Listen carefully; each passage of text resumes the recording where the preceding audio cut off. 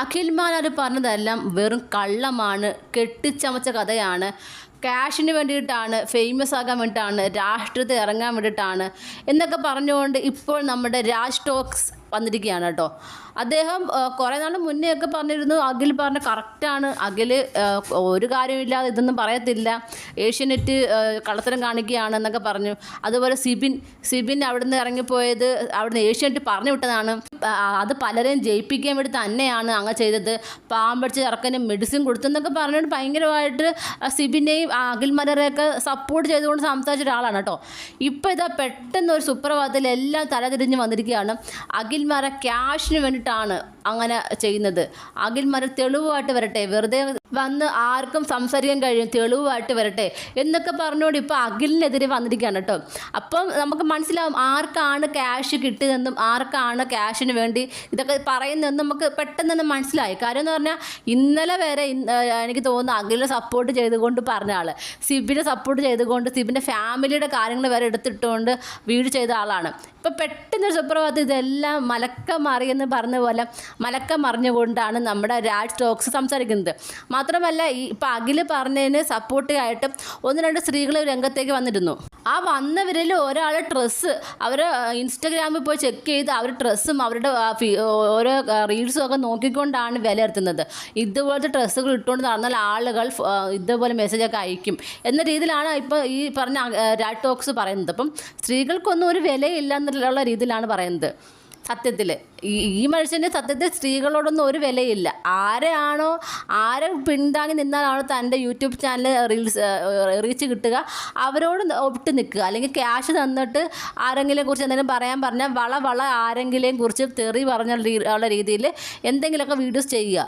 അതുപോലെ തന്നെ ഇപ്പം നമ്മുടെ രാജ് ടോക്സ് പറയുന്നു അഖിൽമാരാർ രാഷ്ട്രീയത്തിൽ ഇറങ്ങാൻ വേണ്ടിയിട്ടാണ്. അഖിൽ എനിക്ക് തോന്നുന്നില്ല ഇപ്പം ബിഗ് ബോസിന് ശേഷമാണ് രാഷ്ട്രീയത്തിലേക്ക് ഇറങ്ങുന്നതെന്ന്.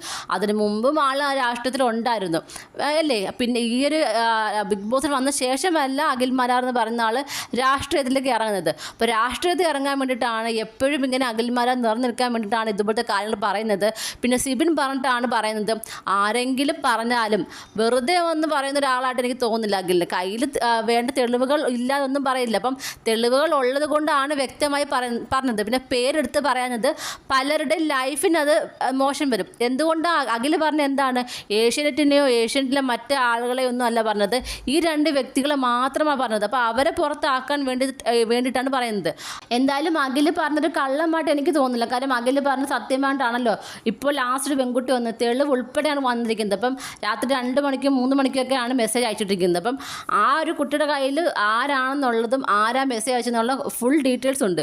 അപ്പം അങ്ങനെ പല പെൺകുട്ടികൾക്കും പല അനുഭവങ്ങൾ ഉണ്ടായിട്ടുണ്ടായിരിക്കും. അപ്പോൾ അവരെല്ലാം ഒന്നിന് പുറകെ ഒന്നായിട്ട് എന്തായാലും അത് പുറത്ത് വരും. മാത്രമല്ല ഇനിയും വരുന്ന സ്ത്രീകൾക്കാണെങ്കിലും മറ്റുള്ളവർക്കാണെങ്കിലും ഒരു ബുദ്ധിമുട്ടില്ലാതെ ബിഗ് ബോസ് എന്ന ഷോയിൽ പങ്കെടുക്കാൻ കഴിയണം. അല്ല ഇതുപോലത്തെ ആളുകൾ വീണ്ടും അവിടെ പ്രവർത്തിക്കുന്നതുകൊണ്ട് ഒട്ടും ശരിയുള്ള കാര്യമില്ല. അപ്പം ഇതിനെതിരെ ശക്തമായി പ്രതികരിക്കാൻ അഖിൽമാരാർ കഴിഞ്ഞു. എന്തുകൊണ്ട് ഇതിന് മുൻപ് പല ആളുകളും ഉണ്ടായിട്ടുണ്ട്, പലരും ഇത് കേട്ടിട്ടുണ്ടെന്ന് പറയുന്നു. നാദരൊക്കെ പറയുന്നു ഞാൻ ഇങ്ങനെ സംഭവം അറിയാം, പക്ഷെ എനിക്ക് പൂർണ്ണമായിട്ടും ആരെന്ന് അറിയത്തില്ലെന്ന്. അപ്പം ഇതുപോലെ പല ആളിലും കേട്ടിട്ടുണ്ട്, അത് ആരെന്ന് അറിയില്ല. അപ്പോൾ അറിയാൻ സാധിച്ചത് അഖിലിന് സാധിച്ചപ്പോൾ അഖിലത് പുറത്തേക്ക് കൊണ്ടുവന്നു. അത് ഇത്ര വലിയ തെറ്റായിട്ട് എനിക്ക് തോന്നുന്നില്ല. എന്തായാലും അഖിൽമാരാർക്കെതിരെ ശക്തമായി പ്രതികരിക്കുന്ന രാജ് ടോക്സിൻ്റെ മനസ്സിലിരിപ്പ് അത്ര നല്ലതായിട്ട് എനിക്ക് തോന്നുന്നില്ല. കാര്യം സ്ത്രീകളെ എല്ലാം അടച്ചാക്ഷേപിച്ചുകൊണ്ട്, അതായത് സീസൺ 5 സ്ത്രീകളെല്ലാം പരിവൃതകളാണോ എന്തൊക്കെയാണോ ഇയാൾ പറയുന്നത്, ബാക്കിയുള്ളവരാണോ മോശക്കാർ എന്ന രീതിയിലൊക്കെയുള്ള ഒരു സംസാര രീതിയും, അതുപോലെ തന്നെ ഇപ്പം വന്ന ആ പെൺകുട്ടിയുടെ ഡ്രസ്സ് ശരിയല്ല, അതുകൊണ്ടാണ് ഇതുപോലത്തെ മെസ്സേജുകൾ വരുന്നത് എന്നൊക്കെ പറഞ്ഞുകൊണ്ടുള്ള അടച്ചാക്ഷേപിക്കൽ. അപ്പോൾ ഇതുകൊണ്ട് എനിക്ക് മനസ്സിലായ കാര്യം എന്ന് പറഞ്ഞാൽ കനത്തിന് വല്ലതും രാജ് ടോക്സിന് കിട്ടിയിട്ടുണ്ടായിരിക്കാം. അതായിരിക്കും ഇതുപോലത്തെ ഒരു വീഡിയോസായിട്ട് ഇപ്പം വരുന്നത്. ഇന്നലെ വരെ അഖിൽമാർക്ക് സപ്പോർട്ടീവായിട്ട് വന്ന ഒരാൾ പെട്ടെന്ന് ഇങ്ങനൊരു മലക്കം മറിച്ചിലിന് എന്താണെന്ന് പ്രത്യേകിച്ച് ആരോടും പറയേണ്ട ആവശ്യമില്ലെന്ന് തോന്നുന്നില്ലേ? നിങ്ങൾക്ക് എന്താണ് തോന്നുന്നത്? നിങ്ങളുടെ അഭിപ്രായം എന്താണ് ഇതിനെക്കുറിച്ച്? നിങ്ങളുടെ അഭിപ്രായങ്ങൾ താഴെ കമൻറ്റ് ബോക്സിൽ മറക്കാതെ രേഖപ്പെടുത്തണം.